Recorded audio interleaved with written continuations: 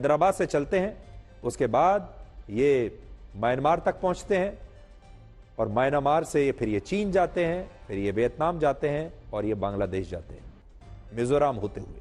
इस मामले में ईडी ने मिजोरम से एक ऐसे आरोपी को गिरफ्तार किया है जो बॉर्डर के रास्ते अवैध रूप से बालों को म्यांमार पहुंचाता था।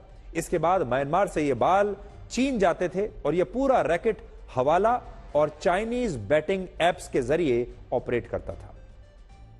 सरल शब्दों में इसे आप ऐसे समझ सकते हैं कि जो लोग भारत से अवैध बालों की तस्करी कर रहे थे और जो लोग चीन से इन बालों को खरीद रहे थे, वो पैसे का लेन देन या तो हवाला के जरिए करते थे या ये लेन देन चाइनीज बैटिंग एप्स की मदद से होता था। और इसमें भी हवाला के जरिए 8,000 करोड़ रुपए के बालों की तस्करी हर साल होती थी। सोचिए, हर साल 8,000 करोड़ रुपए के बाल हमारे देश से बाहर जा रहे हैं अवैध रूप से। जांच में यह भी पता चला कि मिजोरम और म्यांमार के रास्ते सबसे ज्यादा बाल चीन को भेजे गए हैं, क्योंकि इस समय पूरी दुनिया में इंडोनेशिया के बाद चीन बालों का सबसे बड़ा खरीदार है। चीन में बालों की इतनी डिमांड क्यों है, यह भी हम आपको आगे बताएंगे। फिलहाल बालों के आयात में, यानी बालों के खरीदने के मामले में इंडोनेशिया की हिस्सेदारी 23.7% है, चीन की हिस्सेदारी 22.4% और चीन में नकली बालों और हेयर विग्स की मांग इसलिए इतनी ज्यादा है क्योंकि वहां के लोग गंजेपन की समस्या से सबसे ज्यादा संघर्ष कर रहे हैं। चीन में लोग तेजी से गंजे हो रहे हैं, उनके बाल लगातार गिर रहे हैं और इसलिए चीन के लोग परेशान हैं।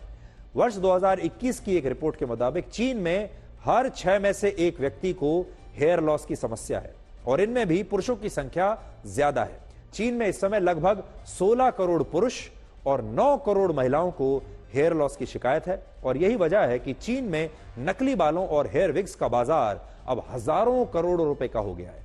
और सबसे बड़ी बात यह है कि चीन में भारत के बालों की सबसे ज्यादा डिमांड है। तो भारत के बालों में, भारत के लोगों के बालों में, आपके और हमारे बालों में ऐसी क्या खास बात है कि पूरी दुनिया को यही बाल चाहिए भारत के लोगों के? आपको जानकर हैरानी होगी कि भारत पूरी दुनिया में बालों का एक्सपोर्ट करने वाला सबसे बड़ा देश है और दुनिया में भारत के बालों को ब्लैक गोल्ड कहा जाता है।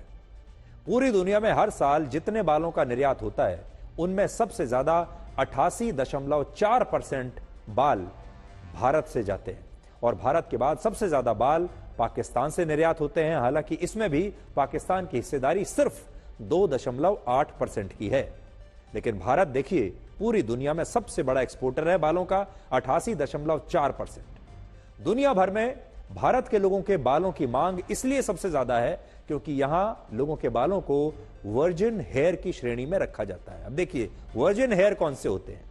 इस श्रेणी में वो बाल आते हैं जिन पर कभी किसी शैम्पू, कोई जेल या किसी केमिकल का इस्तेमाल नहीं हुआ है या फिर ना के बराबर हुआ है।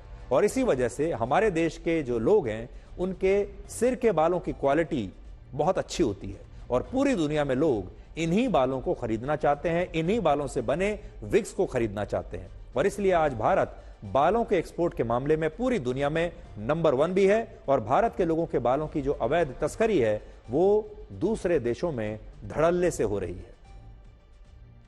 हालांकि यहां आपके मन में यह सवाल भी जरूर होगा कि आखिर भारत दुनिया के 100 से ज्यादा देशों में बाल एक्सपोर्ट करने के लिए इतने सारे सिर के बाल लाता कहां से है? तो असल में ये वही बाल होते हैं जो आप मंदिरों में मुंडन कराने के बाद दान कर देते हैं या फिर जब आप हेयर सैलून में अपने बाल कटवाने के लिए जाते हैं तो जब आपके बाल कटते हैं तो उन बालों को आप वहीं छोड़ जाते हैं, लेकिन बाद में इन्हीं बालों को इकट्ठा किया जाता है और इन्हें दूसरे देशों में बेच दिया जाता है, जिनसे हेयर विग्स बनाई जाती हैं। जिन लोगों के बाल निकल जाते हैं, जो गंजे हो जाते हैं, फिर वो इन विग्स को खरीदते हैं और फिर बालों का अपना शौक पूरा करते हैं। अब देखिए कि भारत के लोगों के बाल सब जगह इतने डिमांड में क्यों है। भारत में ज्यादातर लोग बहुत ही कम शैम्पू का इस्तेमाल करते हैं। भारत में आज भी ज्यादातर लोग जो हैं वो अपने बालों में कोई केमिकल का इस्तेमाल नहीं करते, जेल का इस्तेमाल नहीं करते और बालों का हमारे देश में काफी ध्यान रखा जाता है। ज्यादातर हमारे देश में आज भी लोग ऐसे हैं जो अपने बालों में हर रोज या हफ्ते में एक बार मालिश करते हैं, तेल लगाकर रखते हैं बालों में। तो भारत के लोगों जो हैं उनके बालों की जो क्वालिटी है वो बहुत अच्छी हो जाती है। विदेशों में, खासतौर पर पश्चिमी देशों में जो लोग हैं वो लगातार अपने बालों पर बहुत सख्त शैम्पूज का इस्तेमाल करते हैं। वो हफ्ते में कई कई बार शैम्पू, लगभग रोज शैम्पू लगाते हैं, जिससे बालों की क्वालिटी खराब होती है। वो जेल लगाते हैं, तरह तरह के केमिकल्स लगाते हैं, जिससे उनके बालों की क्वालिटी खराब हो जाती है। ये सब हमारे देश में नहीं होता। इसलिए दुनिया भर के लोग जब विग मांगते हैं तो कहते हैं कि भारत के जो लोग हैं उनके सिर के बालों की विग होनी चाहिए। उदाहरण के लिए आंध्र प्रदेश के तिरुपति मंदिर में हर साल 1,20,00,000 लोग अपने केश दान करते हैं, जिन्हें मंदिर का जो मैनेजमेंट है वो गोदाम में इकट्ठा करके रखता है और बाद में नीलामी करके इन बालों को बेच दिया जाता है। और इससे इस मंदिर को हर साल औसतन 150 करोड़ मिलते हैं, 150 करोड़ रुपए। ये तिरुपति वेंकटेश्वर मंदिर की बात हम आपको बता रहे हैं। सोचिए, इससे पहले आपने कभी कल्पना की थी कि मंदिरों में जो केश दान किए जाते हैं उनकी नीलामी होती है और इन बालों से मंदिरों को करोड़ों रुपया मिलता है। लेकिन यह सच है कि ऐसा लगभग उन सभी मंदिरों में होता है जहां लोग अपने केश दान करते हैं और उसके बाद ये जो मंदिर हैं ये अपना खर्चा भी उस पैसे से चलाते हैं। और मंदिरों की जो दूसरी गतिविधियां होती हैं, आज आप जानते हैं कि हर मंदिर समाज सेवा की गतिविधियों में रहता है। बहुत सारे मंदिर ऐसे होते हैं जो स्कूल चलाते हैं, अस्पताल चलाते हैं, गरीब लोगों की मदद करते हैं। वो सारा काम इसी पैसे से होता है। और यहां बात सिर्फ मंदिरों की नहीं है, बहुत सारे चर्चेज में भी लोग अपने बाल दान करते हैं और इन बालों को भी बाद में बाजार में बेच दिया जाता है। मंदिरों और चर्चेज के अलावा लोगों के घरों से और हेयर सैलून से भी जो बालों को जमा किया जाता है उन्हें भी भारत एक्सपोर्ट करता है। आप में से बहुत सारे लोगों को शायद ये बात पता नहीं होगी कि भारत के छोटे शहरों और गांवों में घरों से बाल इकट्ठा करने का काम कलेक्शन एजेंट्स अब करने लगे हैं। और ये कलेक्शन एजेंट्स घर घर जाकर महिलाओं से 1 से 2,000 रुपए प्रति किलोग्राम के हिसाब से बाल खरीद लेते हैं। रेट पर ध्यान दीजिए, 1 से 2,000 रुपए प्रति किलोग्राम। और फिर इन बालों को बड़े शहरों में बेच देते हैं, जहां से बड़ी बड़ी फैक्ट्रियों में इन बालों को पॉलिश करने के बाद विदेशों में 25 से 75,000 रुपए प्रति किलोग्राम के भाव बेच दिया जाता है।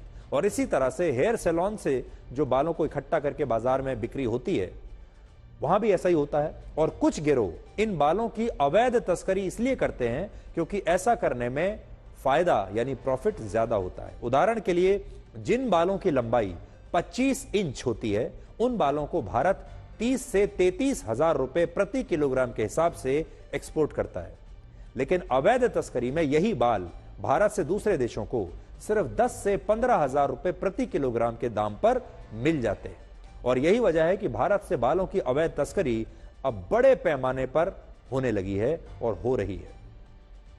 हालांकि इस खबर से आज आप यह भी समझ सकते हैं कि चीन हमारे देश भारत से इतना आगे क्यों रहता है।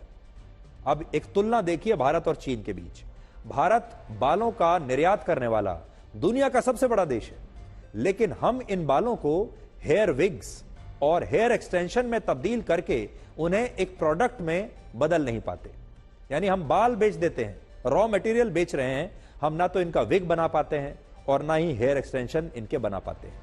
यह काम चीन करता है। और आज दुनिया में जितने भी हेयर विग्स खरीदे जाते हैं उनमें 70% चीन में तैयार किए गए विग्स होते हैं, जिसका मतलब यह हुआ कि भारत से बाल बहुत सस्ते में खरीदकर चीन उन्हें एक प्रोडक्ट में बदलता है, उनसे विग बनाता है, हेयर एक्सटेंशंस बनाता है और फिर लाखों रुपए के इन विग्स और हेयर एक्सटेंशंस को बेचकर हमसे कई गुना ज्यादा पैसा कमाता है। जैसे भारत जो बाल 30,000 रुपए प्रति किलोग्राम के दाम पर बेचता है, उन्हीं 1 किलोग्राम बालों से 5 हेयर विग्स बनाकर चीन 2.5 से 3 लाख रुपए कमा लेता है।